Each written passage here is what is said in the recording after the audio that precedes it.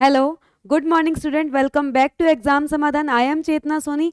आज हम हमारे प्रीवियस जो कॉन्स्टिट्यूशन का जो टॉपिक पढ़ रहे हैं उसी को आगे कंटिन्यू करेंगे। आप सबको पता ही है कि हमने प्रीवियसली 20 to 20+ लेक्चर्स हमने कर लिए हैं पॉलिटी के, तो आज हम उसी में कंटिन्यू करेंगे। आज जो हम टॉपिक पढ़ रहे हैं वो बहुत ही इंपॉर्टेंट टॉपिक है। टॉपिक का नाम है फंडामेंटल ड्यूटीज़। आपको पता ही होगा कि फंडामेंटल राइट्स, फंडामेंटल ड्यूटीज़ तो हर एग्जाम में पूछा जाता है। ये आप लगा लो कि 6th के लेवल से आप कहीं भी किसी भी हायर लेवल के एग्जाम में चले जाओ, वहां तक ये फंडामेंटल राइट्स, ड्यूटीज, ये बेस है कॉन्स्टिट्यूशन का, ये बेस है। आपको ये चीजें पता होनी चाहिए। तो आप जैसे एसएससी का एग्जाम अगर आप दे रहे हैं, एमटीएस, सीएचएसएल, कोई भी एग्जाम आप दे रहे हैं, तो वहां पे फंडामेंटल ड्यूटीज से रिलेटेड एक ना एक क्वेश्चन आ ही जाता है। ठीक है, तो आज हम फंडामेंटल ड्यूटीज पढ़ेंगे। हम देखते हैं कि फंडामेंटल ड्यूटीज होती क्या है। सो स्टार्ट करते हैं। The original constitution did not provided for the fundamental duties of the citizens. अब क्या है, हमारे जो ओरिजिनल कॉन्स्टिट्यूशन था ना, उसमें फंडामेंटल ड्यूटीज नाम की कोई चीज थी नहीं। ये हमने बाद में ऐड किया है। अब हम देखते हैं बाद में कैसे ऐड किया है। These were added during the operation of international emergency. जब हमारे यहाँ पे नेशनल इमरजेंसी आएगा, जब हमारे यहाँ पे इमरजेंसी लगी थी, नेशनल इमरजेंसी, उस पीरियड के दौरान फंडामेंटल ड्यूटीज को ऐड किया गया था। ओरिजिनली हमारे कॉन्स्टिट्यूशन में पहले फंडामेंटल ड्यूटीज नाम की कोई चीज नहीं थी। ये आप ध्यान रखना। ये क्वेश्चन आ सकता है कि क्या कॉन्स्टिट्यूशन में फंडामेंटल ड्यूटीज थी, तो आपने यही लिखना है कि नहीं, ये बाद में ऐड हुई है। किससे ऐड हुई है? नेशनल इमरजेंसी के टाइम। इमरजेंसी का टाइम था, आपको पता ही होगा सबको। अगर आप प्रिपरेशन कर रहे हैं तो आपको इस चीज की तो आपको प्रॉपरली नॉलेज होगी कि 1975 से लेके 1977 तक हमारे यहाँ पे नेशनल इमरजेंसी रही थी, जो कि हमारी प्राइम मिनिस्टर इंदिरा गांधी जी द्वारा लगाई गई थी। ठीक है, और ये जो फंडामेंटल ड्यूटीज है, ये ऐड कैसे हुई थी? आप ये भी तो समझिए ना कि कोई भी चीज अगर ऐड होती है तो कॉन्स्टिट्यूशनल अमेंडमेंट किया जाता है, उसके बाद में ऐड होती है। तो ये हमारा 42nd कॉन्स्टिट्यूशन अमेंडमेंट के थ्रू फंडामेंटल ड्यूटीज को ऐड किया गया है। और जो अमेंडमेंट एक्ट था वो कौन सा था? 1976। ठीक है, अब हम आगे देखते हैं।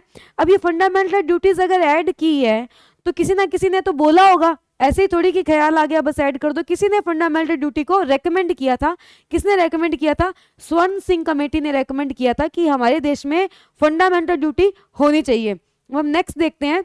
By the 86th constitutional amendment act of 2002 added one more fundamental duty. वैसे हमारे पास 10 फंडामेंटल ड्यूटीज थी प्रीवियसली। कितनी थी? 10 थी, लेकिन 86 जो कॉन्स्टिट्यूशन अमेंडमेंट हुआ उसके थ्रू एक और ऐड कर दी गई 2002 में। और अब हमारे पास कितनी है फंडामेंटल ड्यूटी? टोटल 11 ड्यूटीज है। ये आपको याद रखना है कि पहले कितनी ड्यूटीज थी? 10। बाद में कितनी हो गई? एक ऐड कर दी, बाद में कितनी हो गई? 11। तो हमेशा आपको फंडामेंटल ड्यूटीज को, या कोई भी ऐसा एक्ट होता है, कोई भी ड्यूटीज होती है, कोई भी राइट्स होती हैं, तो आपको इस तरह इस फॉर्मेट में उनको याद रखो, तो आपको याद रहेगा कि एक क्या है, बाद में ऐड हुआ है। जैसे आप, अब हम फंडामेंटल राइट्स की बात करते हैं, तो आप उसको 7 - 1 कर दो। 7 - 1 तो क्या हो जाएगा? 6। हमारे पास फंडामेंटल राइट कितने हैं? 6 है।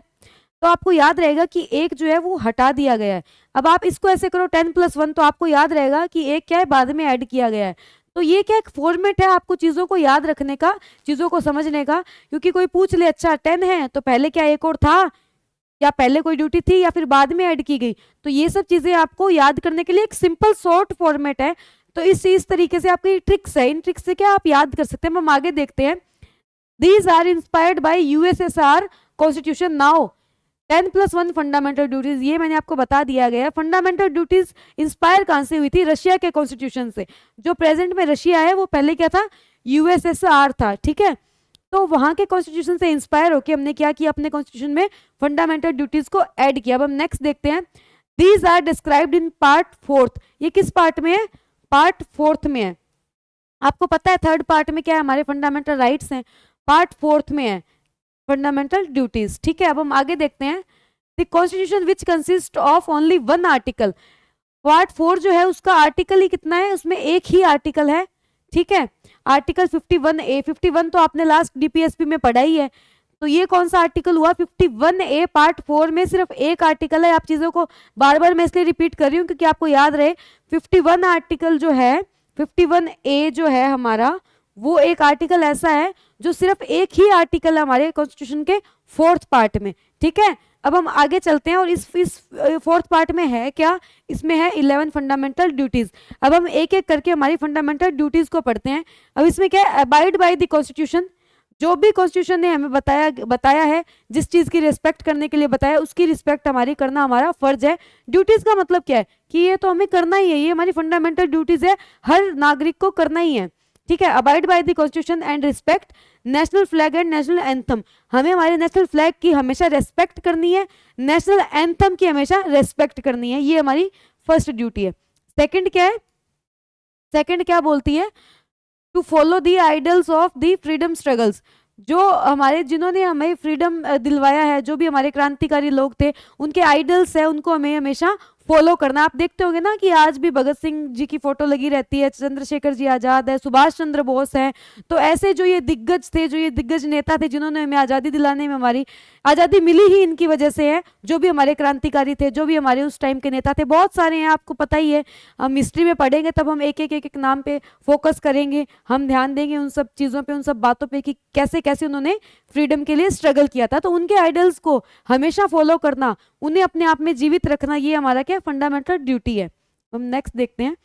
नेक्स्ट क्या बोलता है, protect sovereignty and integrity of India, संप्रभुता जो है इंडिया की, कि किसी पे भी मतलब अभी हम क्या किसी पे डिपेंडेंट नहीं है, कोई हमारे ऊपर नहीं है, इंडिया के ऊपर कोई दूसरी सरकार थोड़ी है, संप्रभुता है ना, इंडिया खुद एक गवर्नमेंट है, इंडिया खुद अपने हिसाब से चीज़ों को कंट्रोल करता है, किसी से पूछता थोड़ी है। और इंटीग्रिटी का मतलब हो गया कि हमारा आपस में जो इंटीग्रेशन है, जो भी हमारे स्टेट्स हैं जो आपस में इंटीग्रेटेडली काम कर रहे हैं, जो भी हमारी एकता है वो क्या हमेशा बनी रहे, ठीक है, इस पे हमें हमेशा फोकस करना होता है, ये हमारी फंडामेंटल ड्यूटी है। अब नेक्स्ट देखते हैं, डिफेंड द कंट्री, हमारी कंट्री को डिफेंड करना, and render national service when called upon two do so, अगर कभी ऐसी कोई इमरजेंसी होती है जहां पे अगर आपको जाना पड़े नेशन को डिफेंड करने के लिए, आर्मी में जाना पड़े अगर, तो आपको जाना है, ये आपकी क्या है फंडामेंटल ड्यूटी है, ये बिल्कुल ये चीज़ें डॉक्यूमेंटेड है। अगर आप इस देश में रह रहे हो और अगर आपकी ज़रूरत हमें पड़ती है, देश को अगर ज़रूरत आपकी पड़ती है किस लिए, नेशनल सर्विसेज में जाने के लिए, तो आपको जाना पड़ेगा। अब हम आगे देखते हैं, स्पिरिट ऑफ कॉमन ब्रदरहुड, हमें हमेशा भाईचारे की भावना रखनी है, ठीक है। अब हम नेक्स्ट देखते हैं, प्रिजर्व नेचुरल एनवायरनमेंट। अब आप देखते हैं ना एनवायरनमेंट पे गवर्नमेंट कितना फोकस करती है कि नहीं एनवायरनमेंट हमारा शुद्ध रहे, अच्छा रहे, तो क्या है एनवायरनमेंट पे हमारा फोकस रहता है। अब हम नेक्स्ट देखते हैं, preserve composite culture like forts heritage, जो ये कल्चर है ना, फोर्ट्स है, हेरिटेज है, जैसा कि 49 आर्टिकल 49 भी बोलता है डीपीएसपी का कि आप मोन्यूमेंट्स है उनको प्रोटेक्ट करो, ये गवर्नमेंट को बोलता है। और ये क्या इंडिविजुअल को बोल रहे हैं, फंडामेंटल ड्यूटी किसकी है, हर इंडिविजुअल की है ना, तो इंडिविजुअल को बोल रहे हैं। जैसे आप किसी फोर्ट में जा रहे हो, वहाँ पे जाके आपने गंदगी कर दी दुनिया भर की, वहाँ पे जाके आपने चिप्स खा रहे हैं, वहीं पे आप गंदगी कर रहे हैं, तो ये सब आपको नहीं करना, आपको उसको प्रोटेक्ट करना है, ये हमारी धरोहर है, इसका ध्यान रखना आपकी भी उतनी जिम्मेदारी है जितनी किसी स्टेट की गवर्नमेंट की है। अब नेक्स्ट देखते हैं, develop scientific temper and humanity to destroy fear of unknown.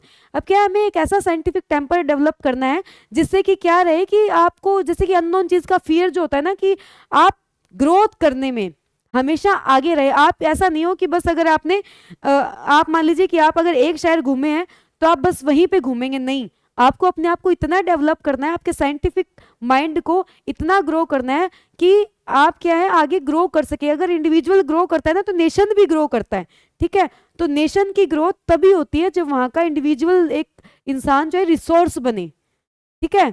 अगर आप लिविंग डेड की तरह हो तो you are of no use. अगर आपको रिसोर्स बनना है तो आपको अपना साइंटिफिक जो आपका टेम्पर है वो इतना डेवलप करना पड़ेगा, इतना ग्रो करना पड़ेगा कि आप किससे मिल रहे हैं, क्या कर रहे हैं, सब नई चीज़ों को होने के लिए आपको परमिट देना पड़ेगा बेसिकली, इसका मतलब ये है। हम नेक्स्ट देखते हैं, safe guard public property and observe violence. ये मैंने आपको बताया था कि पब्लिक प्रॉपर्टी जैसे पुलिस स्टेशन है, कोई पार्क है, कोई जगह है, जो भी हमारी पब्लिक प्रॉपर्टी है, सबकी सार्वजनिक है, उस जगह का आपको ध्यान रखना है। वहाँ पे आपको ना ही गंदगी करनी है, ना ही वायलेंस करना है वहाँ पे, ठीक है। आपको उस चीज़ को सेफ गार्ड करना है। आपको ऐसा नहीं वहाँ पे जाके आप पटाखे फोड़ रहे हैं, पार्क में जाके आप ये सब चीज़ें कर रहे हैं जिससे क्या गवर्नमेंट का नुकसान हो। ये इंडिविजुअल की ड्यूटी है, हर इंसान की ड्यूटी है। हम नेक्स्ट देखते हैं, strive towards excellence so that nation rise to higher level of endeavour and achievement. जैसे कि क्या होता है किसी भी नेशन में, कोई भी बच्चा अगर कोई ऐसी चीज बना रहा है, कोई ऐसा उसने इक्विपमेंट बना दिया जो क्या बहुत ज्यादा मतलब चर्चित हुआ, देश का नाम रोशन हुआ, तो बेसिकली क्या है आपको रिसोर्स बनना है, जो मैंने आपको प्रीवियसली भी बताया। Strive toward excellence. आप जो भी काम कर रहे हो, नो मैटर आपका बिजनेस क्या है, आप अपने बिजनेस को एक्सीलेंस की ओर लेके जाएं, ताकि क्या है, नेशन के हायर हायर अथॉरिटी जो होती है ना हमारी, वो क्या है कि गवर्नमेंट है, तो गवर्नमेंट भी आपको सपोर्ट करती है जब आप किसी चीज में एक्सीलेंस करते हो, जब आप किसी चीज में लाइक कहते हैं ना कि किसी चीज में अव्वल होना, तो अगर आप किसी चीज में एक्सपर्ट बनेंगे तो उसमें नेशन का भी बहुत फायदा होता है। तो हर हर इंडिविजुअल की ड्यूटी है कि वो जो भी काम करे वो इतना अच्छे लेवल पे करे कि nation rise to higher level, nation को भी बहुत फायदा हो। जैसे आपने देखा होगा, आपने अगर वो मूवी देखी है उरी, उरी मूवी में एक बच्चे ने वो एक कैमरा बनाया था, इस तरह का ड्रोन बनाया था, जिससे क्या है कि दूसरे को लगता नहीं है कि ये ड्रोन है, तो वो एक तरह से बहुत फेमस हुआ। उससे क्या है, हमारे प्रॉपर हमारे नेशन को फायदा हुआ है। तो आप उस तरह से सोचो, आप एक ब्रॉड विजन से सोचो, आप इतना ही मत सोचो कि मेरा एक घर है परिवार, आप नेशन के लिए सोचो, ये फंडामेंटल ड्यूटी में लिखा हुआ है, ठीक है, और ये हमें करना भी चाहिए। अगर हम यहाँ रह रहे हैं, यहाँ के रिसोर्सेज अब इनटेक कर रहे हैं, तो हमें ये सब चीजें करनी चाहिए, ठीक है। अब हम नेक्स्ट देखते हैं, 11th है, जो कि आपको बताया मैंने कि बाद में ऐड हुई है, वो है this is added by 86th constitutional amendment. ये मैंने आपको बताया था, और ये क्या कहता है, ये हर पेरेंट के लिए है। जो 11th कॉन्स्टिट्यूशनल अमेंडमेंट, जो सॉरी फंडामेंटल ड्यूटी है, ये क्या है, 86th कॉन्स्टिट्यूशनल अमेंडमेंट से ऐड की गई है, और ये पेरेंट्स के लिए है या गार्जियन के लिए। क्या बोलती है कि जो भी बच्चा 6 से ऊपर की एज ग्रुप का है, उसको आपको स्कूल भेजना है, ये आपकी फंडामेंटल ड्यूटी है। आप किसी भी बच्चे से चाइल्ड लेबर करवा रहे हो, ये सब चीजें गलत है। हर इंडिविजुअल पेरेंट की, हर इंडिविजुअल गार्जियन की ड्यूटी है कि वो बच्चे को स्कूल भेजे, ताकि बच्चा क्या है, ये सब चीजें कर सके, बच्चा क्या है, रिसोर्स बन सके देश के लिए। आप किसी भी देश के लिए लिविंग डेड अगर बन रहे हैं तो you are of no use. So please आपको क्या फोकस करना है, हर इंसान को फोकस करना है, ताकि क्या है, आप सिर्फ अपने फैमिली तक ही सीमित नहीं हो, आप एक देश में रह रहे हो, आपकी देश के लिए भी बहुत सारी ड्यूटीज है, बहुत सारे कर्तव्य है। हर गवर्नमेंट को अपने देश के वासियों से बहुत एक उम्मीद होती है, हर तरह की उम्मीदें होती है कि हमारे बच्चा कुछ ऐसा ग्रोथ करे कि लाइक वो, जैसे कोई बच्चा चाहे तो वो नासा में जाए, इस तरह से हर देश की गवर्नमेंट चाहती है कि वो क्या हायर अथॉरिटीज में काम करे, वो इतना एजुकेटेड बने, तो हर गवर्नमेंट चाहती है। तो बेसिकली ये जो 11th है, ये बाद में ऐड किया गया था, इमरजेंसी के टाइम ऐड किया गया था, और इसका मेन पर्पज यही है कि 6 एज ग्रुप से आगे का जो बच्चा है, गार्जियंस की ड्यूटी है, पेरेंट्स की ड्यूटी है कि उसको आप स्कूल भेजो। ओके, आई होप सो कि आपको ये सब क्लियर हुआ होगा। कोई भी पॉइंट अगर आपको क्लियर नहीं हुआ है तो आप एक बार कमेंट बॉक्स में मेंशन कर देना, आपको उसको क्लियर करने के बाद ही हम नेक्स्ट क्लास स्टार्ट करेंगे, ठीक है। और आपको कहीं भी कोई इशू आ रहा हो लैंग्वेज में तो आप एक बार बता सकते हैं, आपके अकॉर्डिंगली ट्राई करेंगे हम आपके अकॉर्डिंगली लेक्चर तैयार करने की। और अभी आपसे एक रिक्वेस्ट है कि आप ज़्यादा से ज़्यादा एग्जाम समाधान को लाइक करें, शेयर करें, सब्सक्राइब करें। और अभी हम के एक बैच भी लेकर आ रहे हैं CHSL का, जिससे क्या आपको डेली लाइव क्लासेस मिला करेगी हर सब्जेक्ट की, सो दैट क्या आप कंटिन्यू रहेंगे, आपकी स्टडी कंटिन्यू रहेगी, आपको वीडियोज़ कंटिन्यू मिलते रहेंगे। Okay, thank you so much.